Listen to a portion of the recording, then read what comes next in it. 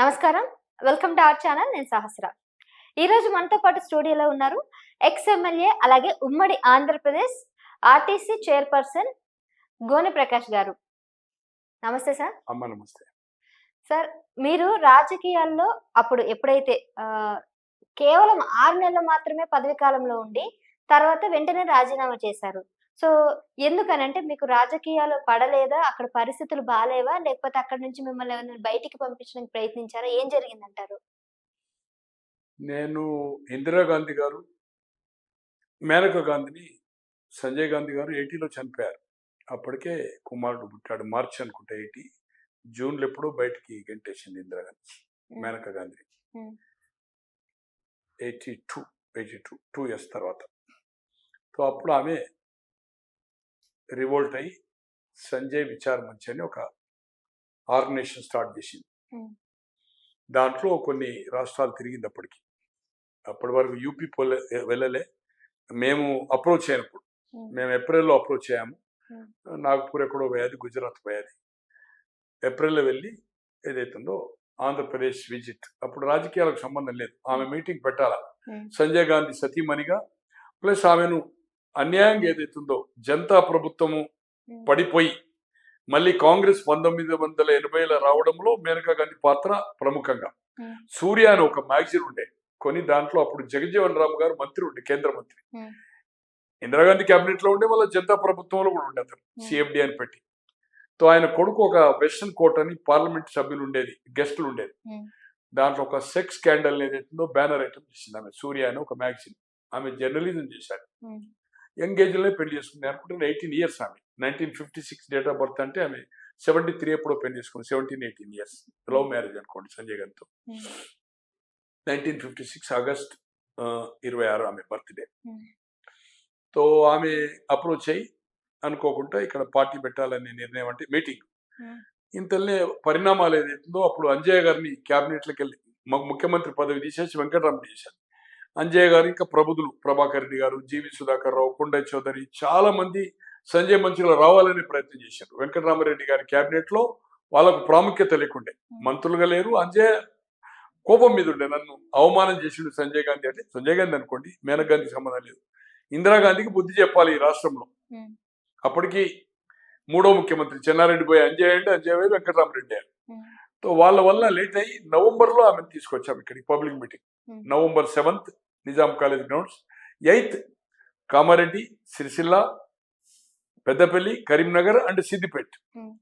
తో ఆ సందర్భంలో ఏమైందంటే 7th 8th 2 రోజులు ప్రోగ్రాం పెట్టాం. గ్రాండ్ సక్సెస్ అయిపోయాది. ఎన్నికలు ఏదైతుందో యాజ్ ఫర్ షెడ్యూల్ ఫిబ్రవరి 83, 78 ఫిబ్రవరిలో అయ్యాయి. మార్చిలో ముఖ్యమంత్రి అయ్యాడు. అంటే మార్చ్ 6th లోపల ఎలక్షన్ జరగాలి. తో మీరు నేనే కావాలని, మేము ఆ సంజయ్ మంచి ప్లాట్ఫామ్ మీద పోటీ చేయాలనే ఒక ఉద్దేశంతో 78లో నాకు అవకాశం వచ్చింది. బట్ అప్పుడు డబ్బులు లేక నేను చేయలేదు. 83లో ఎమ్మెల్యే చేయాలా, కాంగ్రెస్ లో పైరవీలు ఇవన్నీ మనకు నచ్చదు. తో మేనకా గాంధీ ఏదన్నా ఎన్టీ రామారావుతో ఎలియన్స్ ఏదంటే మనం బయటపడగలుగుతామని నాకు మైండ్ లో ఉండే. క్రానికల్ రవీంద్రనాథ్ గారిని ఇప్పుడు ఉన్నాడు, జర్నలిస్ట్ కాలనీలో ఉంటాడు. దేవులపల్లి అమరిల్లి పక్కే ఉంటుంది, అదే ఫిల్మ్ నగర్ క్లబ్ పక్కకే టెంపుల్.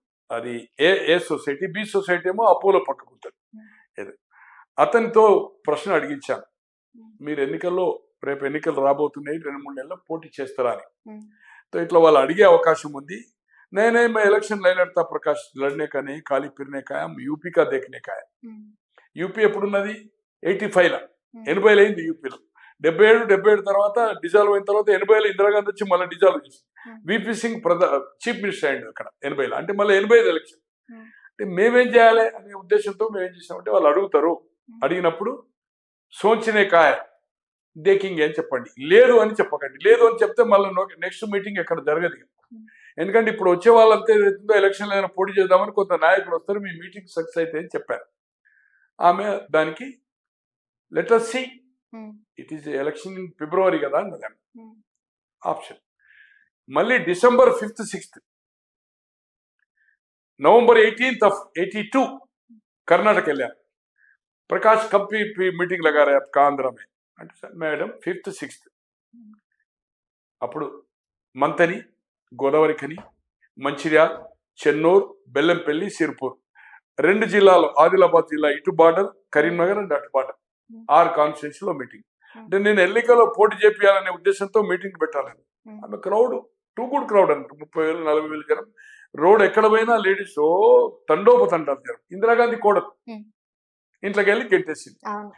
అయినాక 5th 6th ప్రోగ్రామ్ ఫిక్స్ చేసినాక 21 22కి ఏం చేసిందంటే ఆ రూట్ చూడమని జేఎన్ మిశ్రా అని ఒక ఐఏఎస్ ఆయన, ఇందిరాగాంధీ క్లోజ్, సంజయ్ గాంధీ క్లోజ్, ఆయన రిజైన్ చేసి సంజయ్ మంచిలో ఉన్నాడు.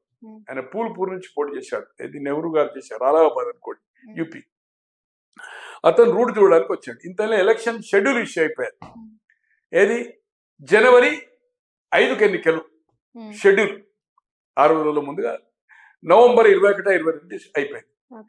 प्रकाश इलेक्शन डिक्लेयर हो गया. कैसा इलेक्शन लड़ने का है ना, लड़ने का है. तो अपन ఎన్టీ రామారావు से एलायंस అంటే ఎలయన్స్ కావాలి. ఎలా ఎన్టీ రామారావు కలవడం, నాకు అప్రోచ్ లేదు. రామోజీరావు దగ్గరికి పోయాను. రామోజీరావు అప్పుడు మొత్తం టోటల్ ఆయన చూశాడు కదా.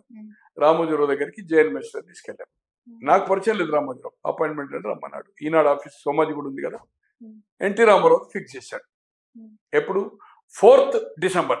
ఆమెది 5th 6th programme. 4th NT Ramarao కలిసి 4th ఇక్కడ నైట్రాల్ చేసి మార్నింగ్ స్టార్ట్ కావాలి.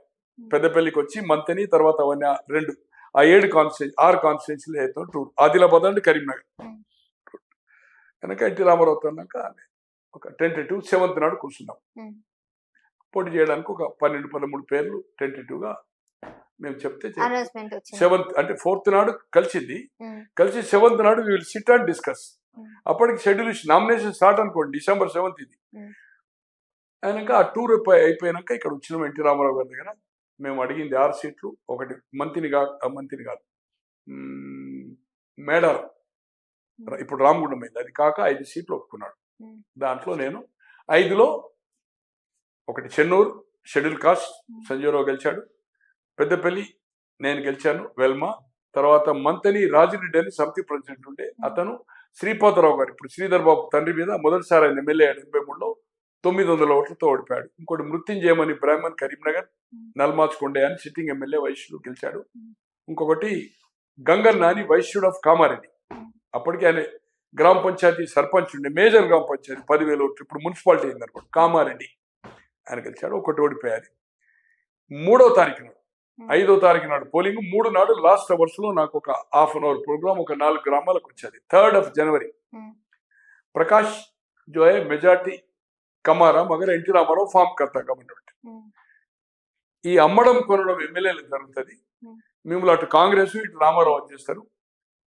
నాకు ఇబ్బందిగా ఉంటుంది అంటే మీరు పార్టీ మారుతారేమో డబ్బుల కోసం అని అడిగారు.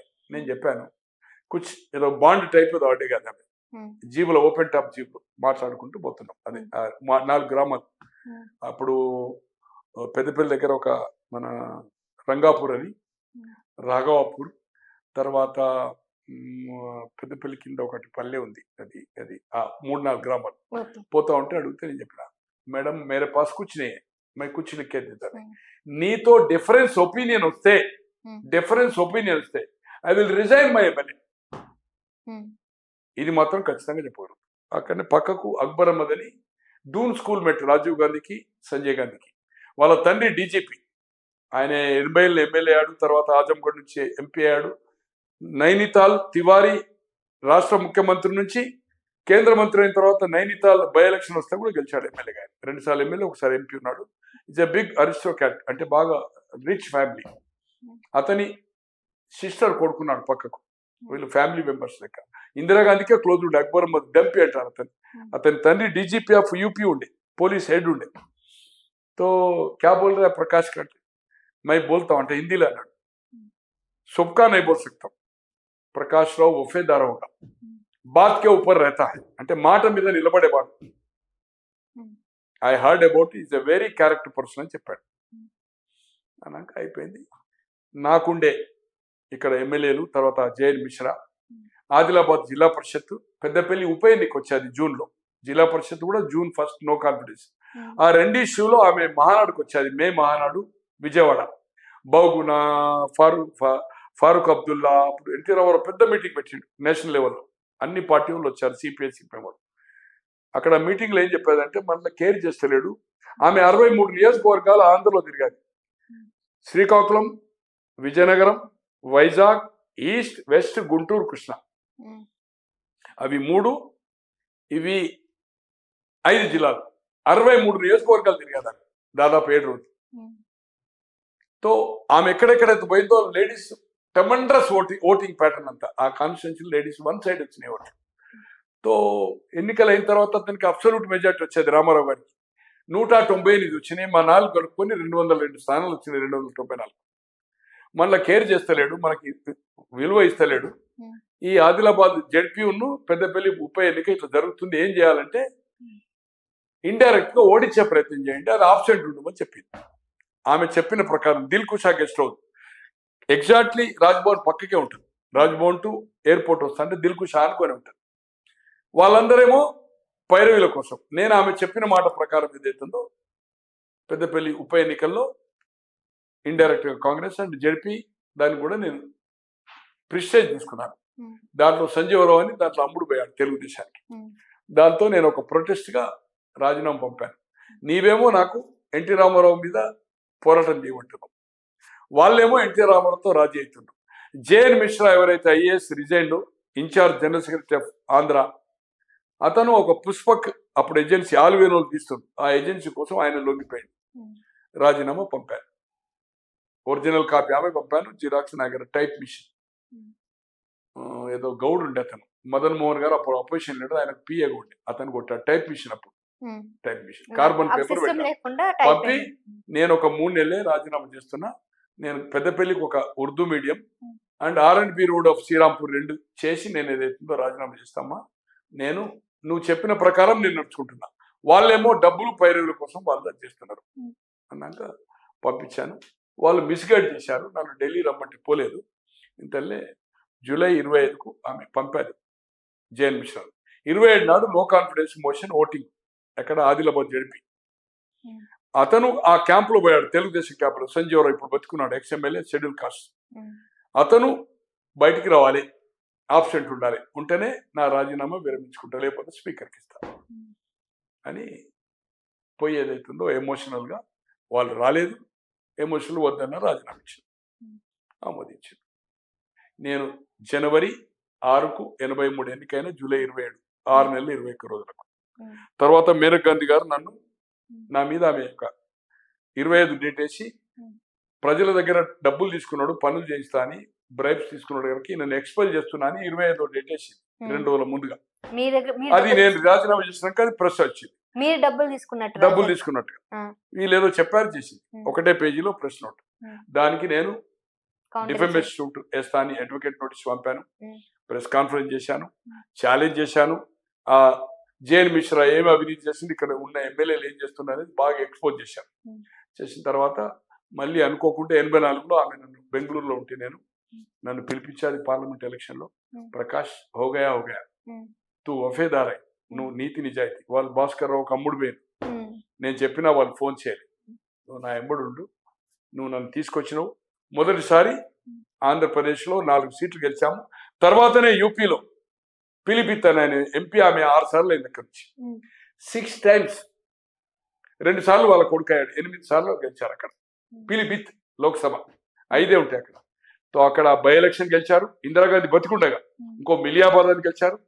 నీ వల్ల పార్టీ నీ స్ట్రాటజీ తోటి ఏదైతుందో నేను ఎన్నికలు పోయినా దాని ఎఫెక్ట్ యూపీలో అయింది. సో యూ విత్ మీ అంటే అప్పటి నుంచి నేను ఆమెతో ఆ పార్టీ అయితే ఆమె బీజేపీలో పోయింది, ఇండిపెండెంట్ జనతా దళం పోలేదు, బట్ ఆమెతో మంచి సంబంధాలని మీకు చూపాను కదా. ఇప్పుడు ఆమె మెసేజ్ కూడా నాకు మాట్లాడింది కూడా, నేను రెగ్యులర్ కలుస్తాను. రాజీనామా చేశాను. తర్వాత నాకు అవకాశం ఎప్పుడు రాలేదు పార్టీ టికెట్ వల్లే. ఆర్టీసీ చైర్మన్ గా వైఎస్ఆర్ గారు నాకు 2005 నుంచి 7 ఎమ్మెల్యే టికెట్ నేను అడిగాను, బట్ అది టిఆర్ఎస్ కేసీఆర్ గారు నా మీద ఉన్న అక్కసుతో నాకు రాకుండా ఆ కుటుంబ సభ్యులు దాన్ని టిఆర్ఎస్ కోట కింద తీసుకుంటారు. ఆ టిఆర్ఎస్ అభ్యర్థి ఎవరు? కాంగ్రెస్ నుంచి పోయిన ముకుందరెడ్డి. నా మీద ఓడిపోయాడు, తర్వాత గెలిచాడు అనుకోండి. తర్వాత కూడా ఆయన ఎమ్మెల్యే అయ్యాడు. 89లో కాంగ్రెస్ నుంచి అయ్యాడు, ఉప ఎన్నికల్లో అయ్యాడు, నేను రాజీనామా చేసిన సీటు. బట్ నాకు టికెట్ రాదనే ఉద్దేశంతో రాజశేఖర రెడ్డి, వెంకటస్వామి గారు ఇద్దరు నాకు మద్దతు చేస్తారు కనుక ఆయన పార్టీలకు వెళ్ళిపోయి టీఆర్ఎస్ చేరి ఆయనకు టికెట్ ఇచ్చాడు. అట్లా నాకు అది పోయింది కనుక నాకు ఆర్టీసీ చైర్మన్ రాజశేఖర రెడ్డి గారు 2 years 2005 to 7 ఇచ్చాడు. నీతి నిజాయితీగా ఆర్టీసీ చైర్మన్ నడిపారు. ఇప్పటి వరకు నేను విద్యార్థి ఉద్యమాల్లో ఉన్నవాడిని. మొదటి తెలంగాణ ఉద్యమంలో 69 నుంచి 71 college vice president general secretary of Mancherial degree college Adilabad జిల్లా. నేను వరంగల్ నిజామాబాద్ జైలు జీవితము. రెండో ఉద్యమం జయాంధ్ర ఉద్యమమై ప్రెసిడెంట్ రూల్ అయింది. ఆంధ్రులు ప్రత్యేక ఆంధ్ర కావాలని 10 మంది మంత్రులు రాజీనామా ఇచ్చారు. అప్పుడు ఇక్కడ జై తెలంగాణ, అప్పుడు నేను మీసాల అరెస్టు రాజమండ్రి, అక్కడ నుంచి మళ్ళీ చెంచల్ కూడా వచ్చాను. రాజమండ్రిలో నాకు పేర్ని కృష్ణమూర్తి గారని, పేర్ని నాని గారి ఫాదర్, అప్పటికి ఆయన అడ్వకేట్, తర్వాత మున్సిపల్ చైర్మన్ అయ్యాడు, ఎమ్మెల్యే అయ్యాడు, మంత్రి అయ్యాడు. ఆయన కొడుకు ఎమ్మెల్యే అయ్యాడు, మంత్రి అయ్యాడు. ఇప్పుడు ఆయన మనమడు ఓడిపోయాడు. ఆయన నాకు జైలు మెట్టు. కొనకళ్ళ నారాయణరావు అని 2 సార్లు లోకసభ సభ్యుడు మచిలీపట్నం. ఇప్పుడు ఆయనకు బందర్ సీట్ ఆ మచిలీపట్నము ఆయనకు పోయేది ఎవరికి, జనసేన టికెట్ పోయేది, బాలచౌరికి పోయింది కనుక ఇప్పుడు ఆర్టీసీ చైర్మన్ అయ్యాడు, ఏపీఎస్ఆర్టీసీ చైర్మన్ కొనకళ్ళ నారాయణరావు. వాళ్ళ ఫాదర్ కొనకళ్ళ గణపతి అని నా జైలు మెట్టు. వెంకయ్య నాయుడు గారు అప్పుడు విద్యార్థి నాయకుడు ఆంధ్రసేన, అండ్ మాదాల జానకిరామ్ మాజీ మంత్రి, తర్వాత అగస్త్యన్, వీళ్ళు జైల్లోకి వచ్చారు. మేము హైదరాబాద్కు ట్రాన్స్ఫర్ అయ్యాం. రెండో ఉద్యమంలో నేను మీసాలో, రాజమండ్రి, చెంచలగూడ 2 ఉద్యమాల్లో ప్రత్యేక ఉద్యమాల్లో పాల్గొన్నవానిగా. ఇది నా చరిత్ర. తర్వాత ఇప్పుడు 2013లో రాజశేఖర రెడ్డి గారు చనిపోయిన తర్వాత జగన్మోహన్ రెడ్డి గారితో ప్రయాణం చేసి ఎప్పుడైతే 2013 జూలై 27 సమైక్య నినాదం తీసుకున్నాడో, 27-30 నాడు కేబినెట్ డిసిషన్ తీసుకున్నది. ఏకపక్షంగా సమైక్య నిర్ణయం తీసుకున్న తర్వాత నేను విభేదించి 2013-27 జూలై నుంచి ఒక TV5 ఇంటర్వ్యూలో ఒక టాపిక్ ఉంటే ఈ టాపిక్ నేను జగన్మోహన్ రెడ్డి గారిని విమర్శించడం వల్ల ఆయన బాధపడ్డాడని ఆయన సపోర్టర్ చెప్పడం వల్ల నెక్స్ట్ డే నుంచి నేను ఏ పార్టీలో ఉండనని చెప్పి ఇప్పటి వరకు 2013 నుంచి ఏ రాజకీయ పార్టీలో నేను లేను. అప్పటి నుంచి కూడా పార్టీలకు దూరంగా ఉంటున్నారు. ఏ పార్టీలు అంటే అందరు మిత్రులు ఉంటారు, ప్రెస్ కాన్ఫరెన్స్ లో వాళ్ళకి సపోర్ట్ గా మాట్లాడతాను, విశ్లేషకులు చెప్తాను తప్పితే ఏ రాజకీయ పార్టీ మెంబర్షిప్ కానీ రాజకీయాల్లో లేను. ఇప్పుడు నేను చంద్రరాజేశ్వరరావు ఓల్డ్ ఏజ్ హోమ్ లో ఉంటున్నాను. అక్కడ కండిషన్ ఏంటంటే 65 ఏళ్ళు ఉండాలి. ఏ రాజకీయ పార్టీలో మెంబర్షిప్ కానీ ఎటువంటి సభ్యత్వం కానీ ఎటువంటి పోస్ట్ ఉండకూడదు. దానికి రూల్స్ కి అనుగుణంగా నేను ఏ పార్టీలో లేను. అందులో ఉండాలంటే ఉంది, కానీ అంతకుముందే నేను లేను, బట్ దాంట్లో ఉంటున్నాను. Right sir, thank you sir. చాలా విషయాలు తెలియజేశారు, మీ పర్సనల్ డీటెయిల్స్ అని. Thanks so much.